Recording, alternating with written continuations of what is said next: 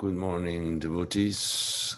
Under advice, I was, I can't say force, but I was strongly suggested to cancel Krishna Kshetra Maharaj's class today because class has to end up early because of Julan Yatra, etc., etc. So Dasa Prema Prabhu asked me to give the class. So that's how you got stuck with me. I hope it is okay. Om Namo Bhagavati Vasudevaya. Om Namo Bhagavati Vasudevaya. Om Namo Bhagavati Vasudevaya. Narayanam Namaskritya Naram Chaiva Narottamam Devim Saraswatim Vyasam Tato Jayam Udirayet Nasta Prayeshavadresu Nityam Bhagavata Sevaya Bhagavati Utamas Loke Bhaktir Bhavati Naistaki. So we're reading from the fourth canto of the Srimad Bhagavatam, chapter 28, text 41. Goes like this. Sakshad Bhagavatu Tena Guruna Harina Nripa Vishuddha Jnana Pena Spurata Vishvatu Mukham. Synonym: Sakshat, directly, Bhagavata, by the Supreme Personality of Godhead, Uktena, instructed, Guruna, the spiritual master, Harina, by Lord Hari, Nripa, O King, Vishuddha, pure, Jnana, knowledge, Dipena, by the light of Spurata, enlightening, Vishvata Mukham, all angles of vision. Translation and purport by His Divine Grace Srila Prabhupada. In this way, King Malayadvaja attained perfect knowledge because in his pure state, he was directly instructed by the Supreme Personality of Godhead. By means of such enlightening transcendental knowledge, he could understand everything from all angles of vision. Purport. In this verse, the words Sakshad Bhagavatoktena Guruna Harina are very significant. The Supreme Personality of Godhead speaks directly to the individual soul when the devotee has completely purified himself by rendering devotional service to the Lord. Lord Krishna confirms this also in Bhagavad Gita 10:10. Tasham Sattva Yuktanam Bhajatam Pritipurvakam Dadadmi Buddhi Yogam Tam Yenamam Upayanti Te. To those who are constantly devoted and worship me with love, I give the understanding by which they can come to me. The Lord is a super soul seated in everyone's heart, and he acts as a Chaitya Guru, the spiritual master within. However, he gives direct instructions only to the advanced pure devotees. In the beginning, when a devotee is serious and sincere, the Lord gives him directions from within to approach a bona fide spiritual master. When one is trained by the spiritual master according to the regulative principles of devotional service and is situated on the platform of spontaneous attachment for the Lord, Raga Bhakti, the Lord also gives instructions from within. Tisham sattva yuktanam bhajatam pritipurvakam dadami buddhi yogantam. This distinct advantage is obtained by a liberated soul. Having attained this stage, King Malayadvaja was directly in touch with the Supreme Lord and was receiving instructions from him directly. Om Agyana Timirandasya Gyananjana Shalakaya Chaksurmilitam Jena Tasmai Shri Gurave Namaha Mukam Karoti Vachalam Pangum Langate Girim Yat Kripatamaham Vande Shri Gurundira Taranam Paramanandamaravam Shri Chaitanya Mishwaram Vanchakalpatarvyascha Kripasinduve Vacha Patitanam Pavanavyo Vaishnavyo Namo Namaha. The verse again. In this way, King Malayadvaja attained perfect knowledge because in his pure state, he was directly instructed by the Supreme Personality of Godhead. By means of such enlightening transcendental knowledge, he could understand everything from all angles of vision. Vishwanatha Chakravarti Thakur in his Madhurya Karambini, he gives certain instructions, and it's like a manual of what's going to happen to you once you take up devotional service. You are tossed around by the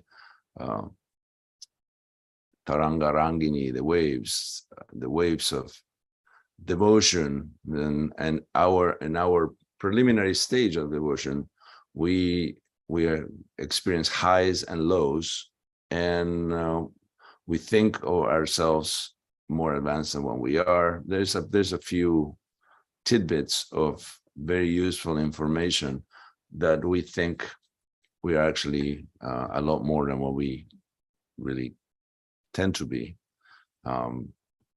They say that the greatest profit in any business is to buy a person for what the person is worth and to sell them for what he thinks is worth.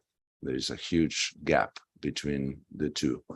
So we may consider that because we get some instruction from a super soul to associate with devotees, to join the movement, to perform a particular service, etc., we actually attain a certain level of enlightenment that is not really there. I personally experienced that when I heard about Krishna consciousness. I made a quick calculation. I heard that the goal was to become a pure devotee, and I made a quick calculation, and I anticipated that it will take me at least a month to become a pure devotee. That was I was being generous. So this is what happened. One joins Krishna consciousness and one immediately thinks oneself more advanced than what we are. Every bhakta is the most advanced bhakta ever, until they realize that they haven't made much progress. King Malayadvaja had a different perspective. He could see things from all angles because that's how Krishna sees. Krishna sees all perspectives, all possibilities, and he knows what is knowledge and what is ignorance. And therefore, it's very easy to see what to do. In the purport, Prabhupada says that the Supreme Personality of Godhead speaks directly to the individual soul when the devotee has completely purified himself. And this is quite significant, completely purified himself by rendering devotional service to the Lord. Now, this devotional service is a very powerful weapon, as is the only thing that can conquer Krishna, who is unconquerable. He confesses this. And to those who are, the verse that Prabhupada quotes from 10:10 of the Bhagavad Gita, Tasham Satata Yuktanam Bhajatam Priti Purvakam, to those who are constantly devoted and worship me with love, I give the understanding by which they can come to me. It's not the only constant, but it's actually with love and devotion. This is the key. We can be doing service until the cows come home, but if there is no love, then the result is different. That if there is love, just loyalty is one thing and love is another. The Lord is a super soul seated in everyone's heart, and he acts as the Chaitya Guru, the spiritual master within. However, he gives direct instructions only to the advanced pure devotees. Of course, we, and however, in whatever stage we are, we may receive occasional instructions from the super soul, but this is not the usual, the habitual event. We actually should distinguish that Krishna will speak in so many ways, through so many people, so many means. And Prabhupada adds in the beginning, when a devotee is serious and sincere, the Lord gives him directions from within to approach a bona fide spiritual master. Now, I have an issue with this, as I see new devotees that they are shopping for gurus. Oh, I like this guru, I like his classes, I like how he puts his dhoti on, or I like how he treats women, or I like how he actually look at me during a class, all this sentimental mumbo jumbo that we accept a guru because of what the looks of a guru, or what the guru said in one class, etc., etc. Personally, and this is, of course, it didn't apply to me because I was tossed into the zonal acharya system. So whomever was in my zone was my guru automatically, and I, without requiring or without requesting it, I got initiated after 5 months in the movement. I didn't even ask for initiation. I didn't even think about it, and I was initiated.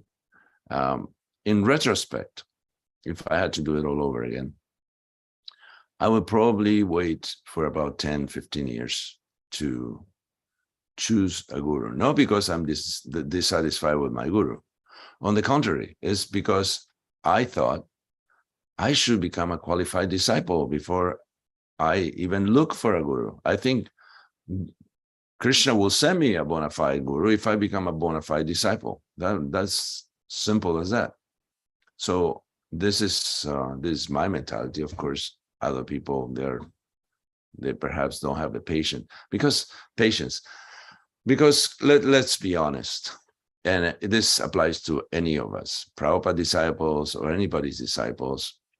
When you went in front of your guru to take Diksha and you were asked, do you promise to follow the 4 principles and chant minimum 16 rounds for the rest of your life?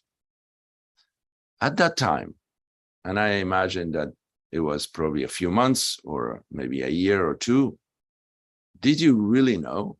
Could you really commit to something like for the rest of your life? Especially because most of us were initiated young. We didn't know what we were going to do next week.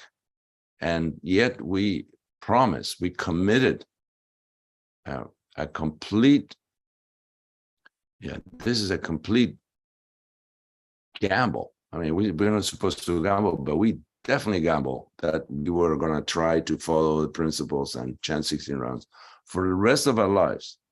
We have never done anything for too long. Even our service changes, our mood changes, our taste in things changes, but yet we commit to do something consistently for the rest of our lives. Now, there's quite a gamble in my eyes. That's why I think, okay, I have been chanting for 10 years or 15 years. I've been following the principles for that long. So I can project that perhaps I may be able to do it for another 10 or 15 years. So maybe I can do it for the rest of my life. So at that point, you may start looking for a spiritual master. One may be discouraged, thinking, "Oh, if I don't have a guru," but the process is there in place. There is a Chaitya Guru within the heart. This movement is a Shiksha Guru movement. Diksha is given, obviously. Yeah, the Guru will deliver the mantra and we'll have a connection. But actually, we can take Shiksha from anybody. We're supposed to. Krishna is trying to talk to us, and we are not pure enough to hear Krishna directly. So he uses other Vaishnavas or non-Vaishnavas. That's quite a novelty. Non-Vaishnavas could actually give good instructions for our own spiritual life. And then eventually we'll have a connection with a guru. And that will be the establishment of a link with the super soul until eventually, Krishna willing, we become pure enough to hear the super soul himself. And this is according to the training of a spiritual master, one will eventually attain Raganuga Bhakti, which is a spontaneous platform, which is quite different from the drag out platform that we have that begrudgingly perform certain services. We will be so attracted to devotional service because it's our connection with Krishna that we'll even dream of Krishna. We'll have no pause in our connection. Right now, it's very hard to meditate on Krishna. Prabhupada said a few purports away from this one, that to be able to fix even one's eyes in the deity form of the Krishna, one has to be advanced, because otherwise one will be distracted and diverted from this.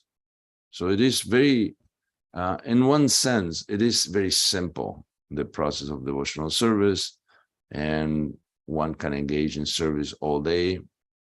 But if one is not philosophical and one doesn't understand that this is not a mechanical process, that you are actually going to convince Krishna by the sweat of your brow, you have to actually understand who you're working for and develop love, not just obedience, not just a mechanical way to connect.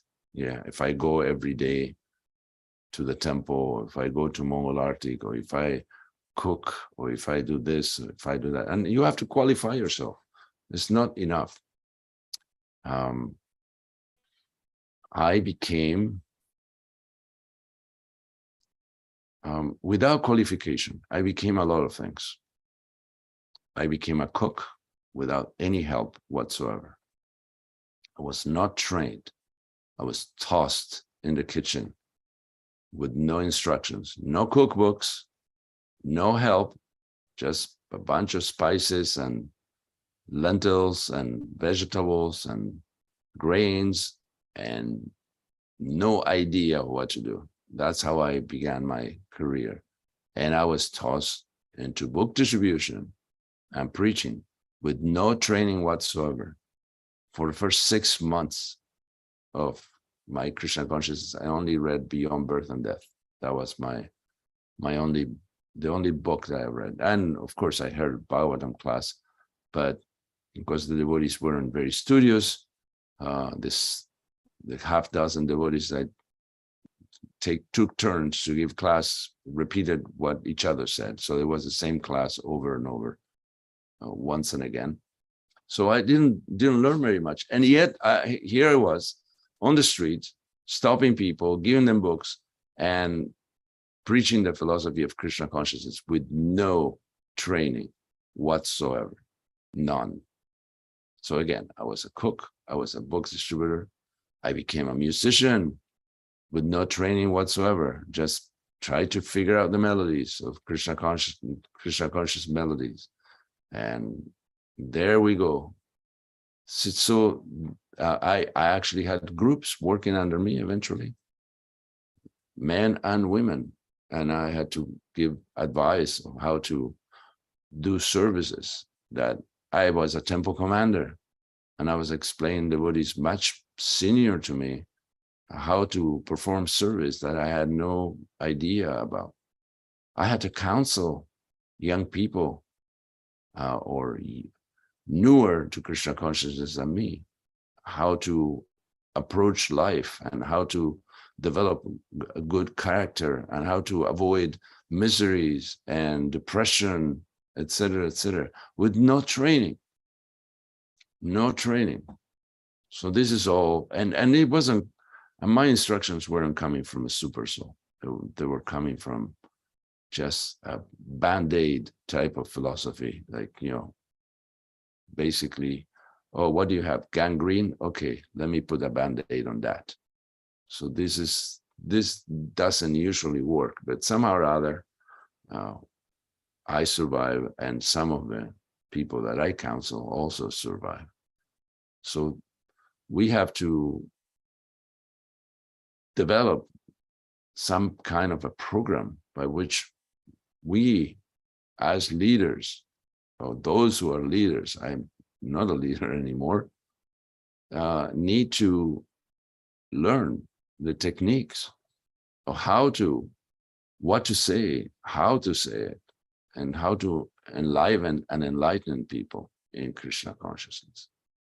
Because our contact with this super soul is spotty at best.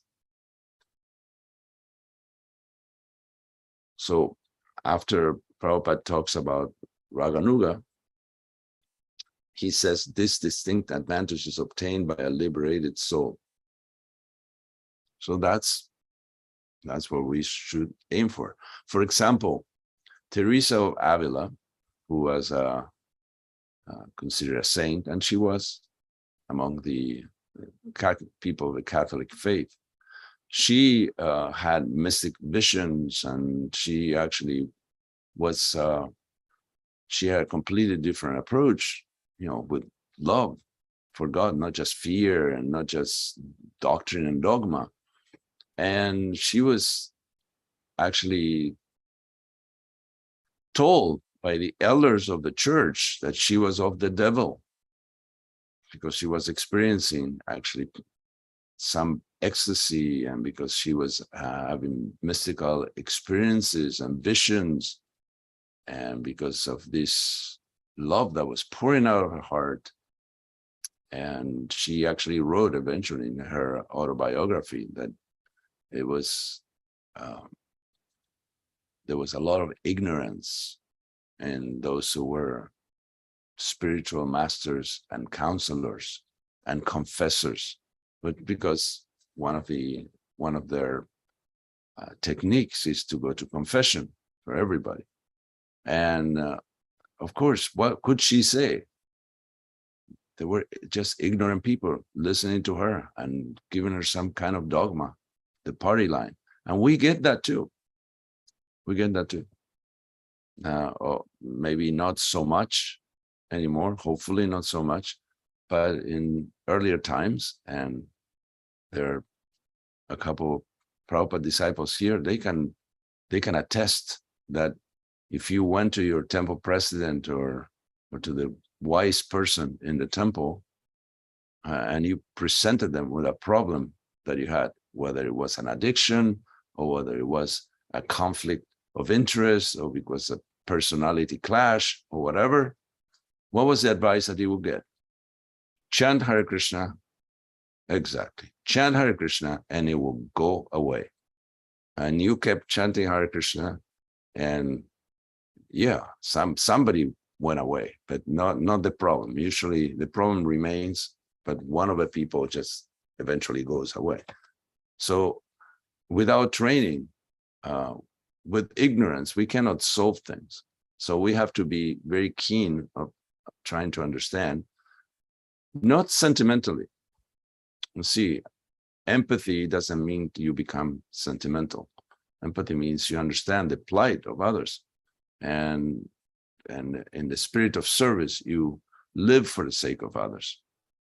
But still, you have to maintain a certain structure and certain dignity that is not that every time somebody complains or sighs, you just stop the machinery and then, start over and try to figure out everything.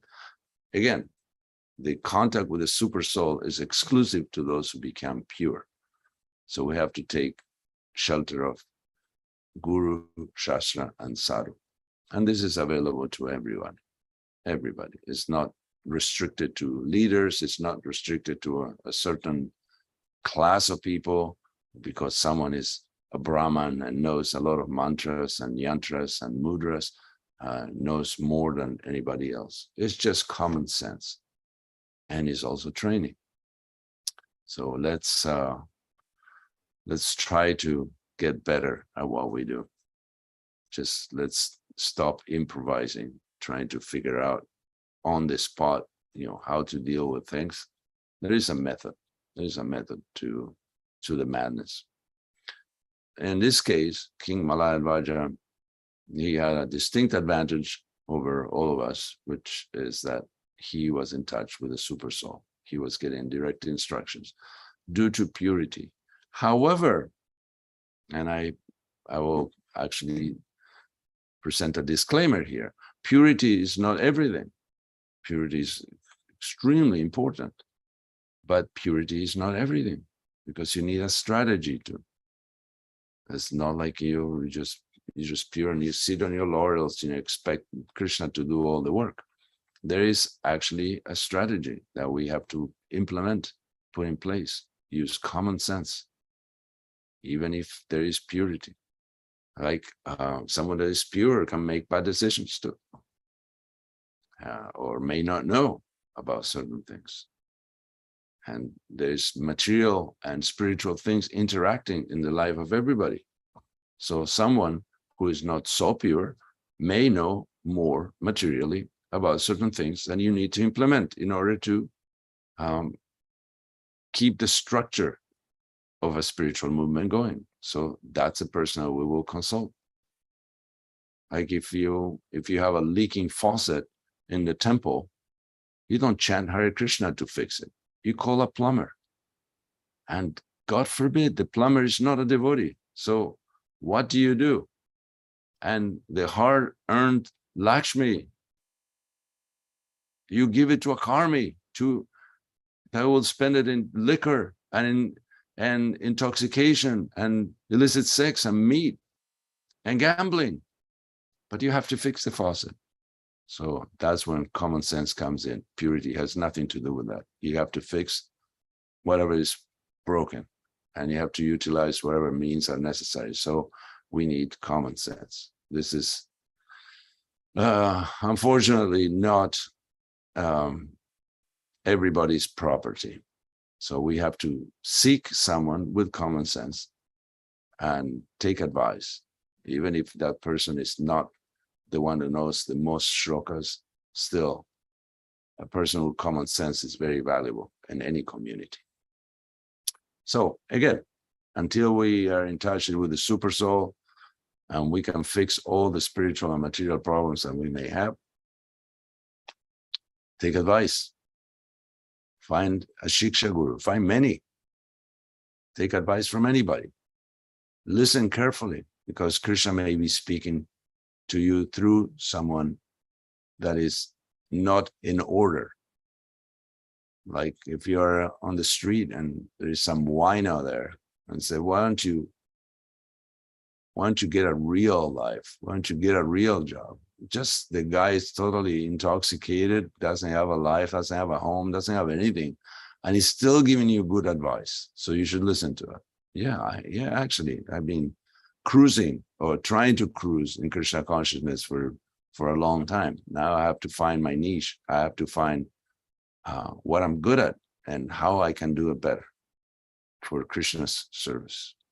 So Krishna will be pleased with me. That's why he chose to speak through this tramp to me, because I won't listen to good advice from someone who is has all the bells and whistles of an advanced devotee. So I have to hear it from a wino. This is where I'm at. So, well, even if even if the origin is not very noble, the instruction may be good. So this distinct advantage is obtained by a liberated soul. Having attained this stage, King Malayadvaja was directly in touch with the Supreme Lord and was receiving instructions from him directly. That will be the day where we actually attain success, when we are, because the soul and the super soul are seated next to each other, but we are not listening. We are not hearing it. Just like when we chant Hare Krishna. How many, you may chant 16 rounds. How many mantras do you hear out of those 16 rounds? Really hear? Very few. I'm talking about myself. Maybe you guys are lucky and you figure out how to hear the Maha Mantra every time you say it, but it's very difficult. So constant practice and detachment, just the same advice that Krishna gave Arjuna about how to get rid of lust, which is nearly impossible. He called it the eternal enemy of a living entity. So the eternal enemy is distraction, is indifference. All these things that are not love of Krishna are simply a deterrent to our Krishna conscious career. So we should not give up, because the gift that we got is very rare. How many humans and how many humans are on earth? It's over 7 billion. How many have heard about Krishna? Some. How many are practicing Krishna consciousness? Very few. And how many stay in Krishna consciousness through their entire lives?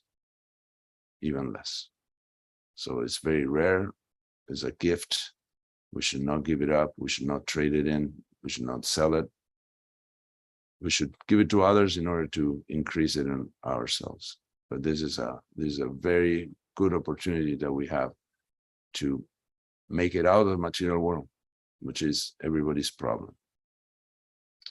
So we should treasure the association of devotees, treasure reading Prabhupada's books and scriptures. We should treasure that the food that we eat is actually part of a process of yoga that will take us back to Godhead. Chanting, that all these things are actually paying for our ticket. All these activities, all these thoughts, all these small things that appear to have very little significance, they're actually installments in our ticket back to Godhead. All right. I'll stop here. As I was advised, we have a couple of minutes. If anyone would like to add anything, questions, comments, realizations, reflections, this is a good time. Please unmute yourself and go for it. I would like to say a few words. Please do. Well, thank you. And forgive me because I'm in the midst of a particularly painful cardiac event at the moment. It's a little hard to gather my thoughts, but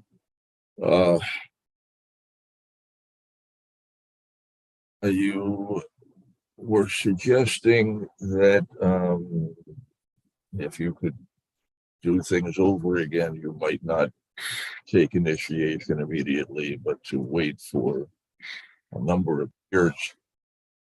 And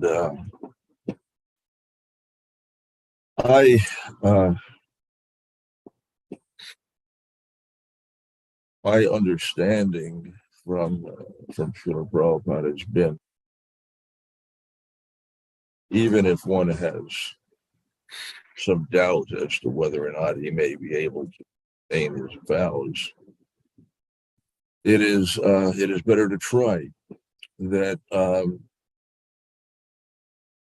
if you fail,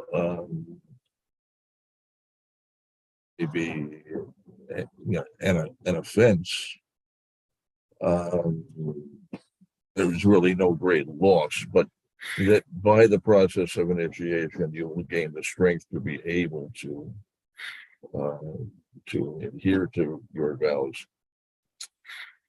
There is much that has been written about this by Srila Prabhupada, and I wish I could address all of it. It's more than I can try to convey, but I'll mention one or two points. In Sri Chaitanya Charitamrita, Madhya Lila, chapter 15, what is it, text 8, interesting text number. There is very important and interesting statement. It says, one does not have to undergo initiation or execute the activities required before initiation. One simply has to vibrate the holy name with his lips. Thus, even a man in the lowest class can be delivered. So there's that statement. But then in the purport, Srila Prabhupada contradicts this statement. Actually, he goes into greater detail. It's a lengthy purport, and I recommend reading it. It's more than I would read right now, but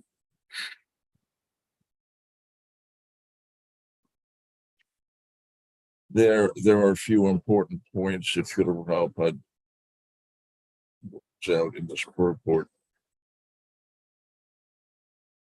There, he makes one powerful statement here, which is as follows: according to the Vaishnava regulative principles, one must be initiated as a Brahmana. Hari Bhakti Vilas quotes the following injunction from the Vishnu Yamala. I'm gonna try to Sanskrit right now. I am struggling just to speak at all. The translation is Hare Krishna. Excuse me, a lot of pain here. Unless one is initiated by a bona fide spiritual master, all his devotional activities are useless. A person who is not properly initiated can descend again into the animal species. And he goes on to support this point with several. What's the verse? Prema Kishore is asking what's the verse you're reading. This is the purport to Madhya Lila, chapter 15, text 108.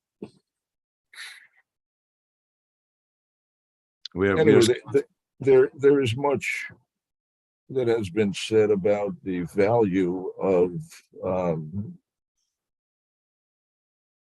making the commitment of initiation, that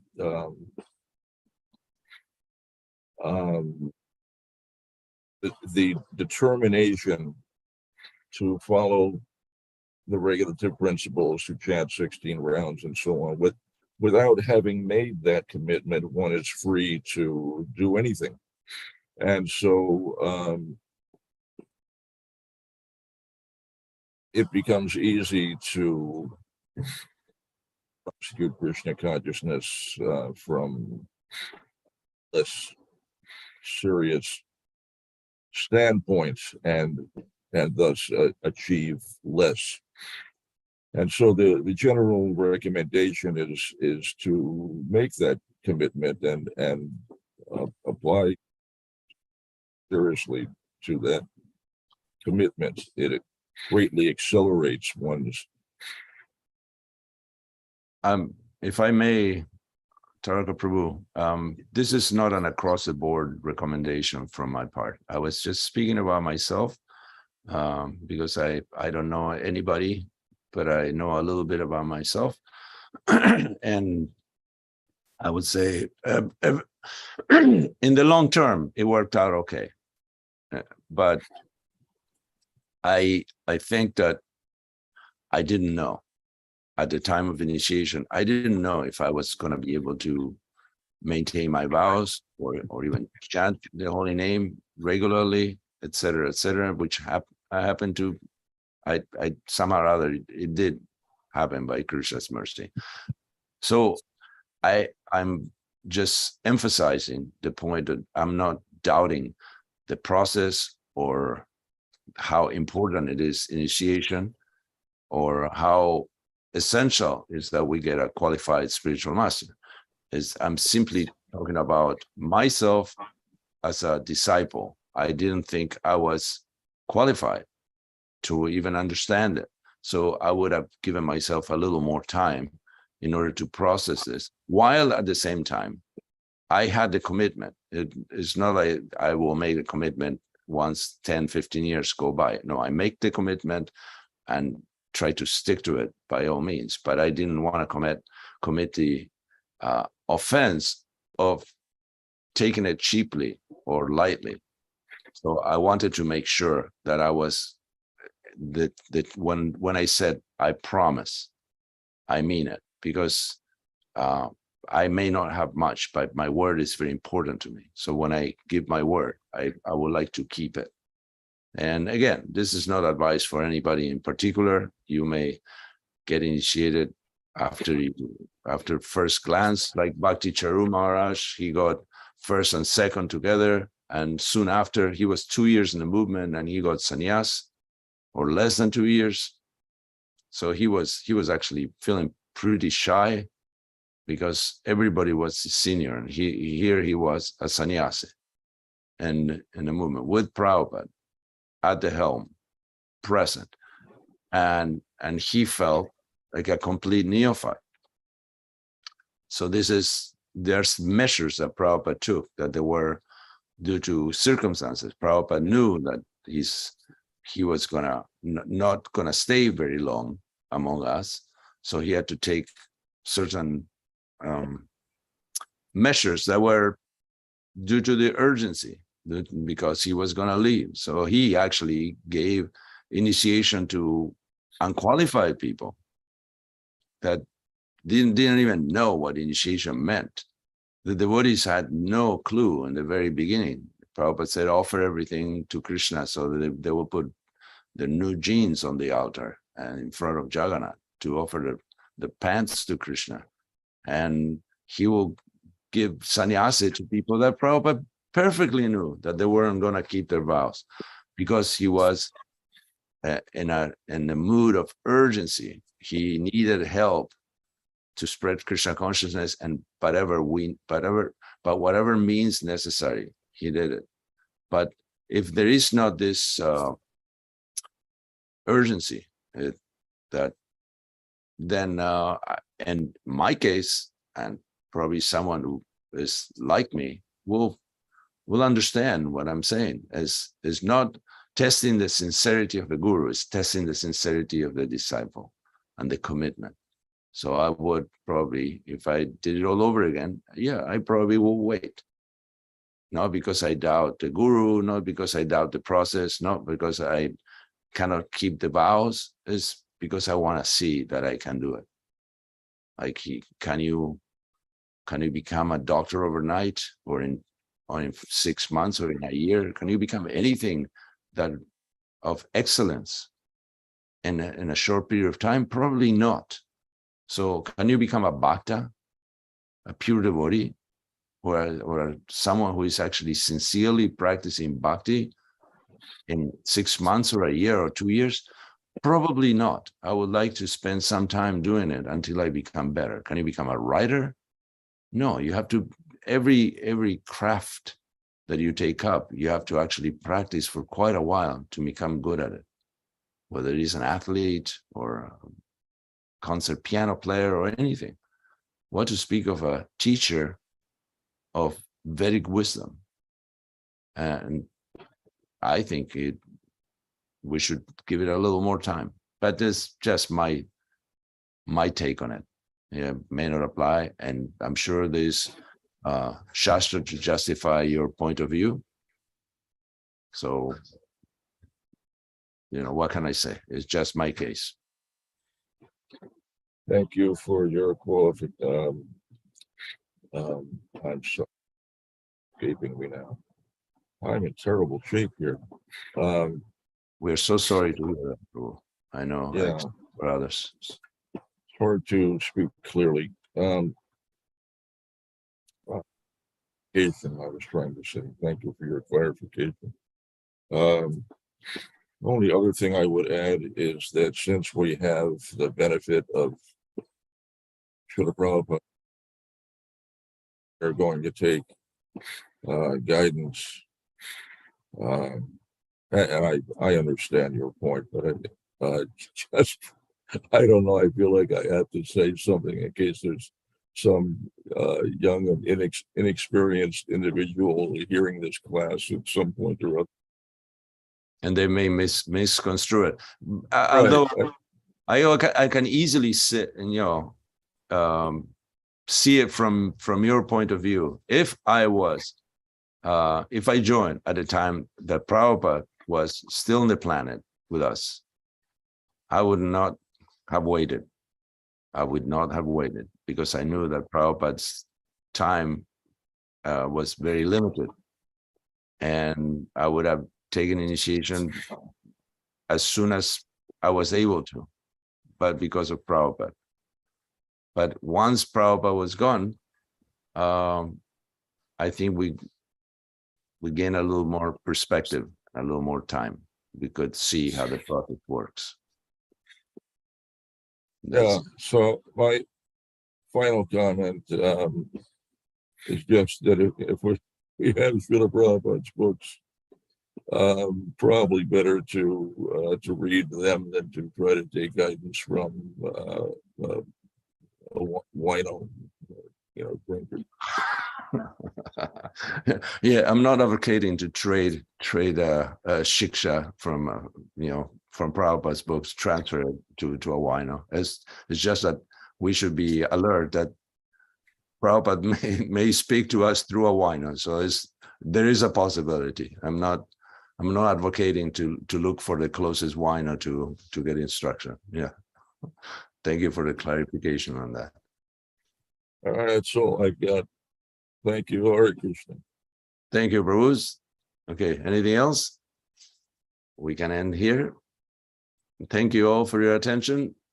All glories to Srila Prabhupada. Granted our Srimad Bhagavatam ki jai. Hare Krishna. Thank you, Prabhu. Krishna. Thank you. Thank you, Prabhu. Hare Krishna.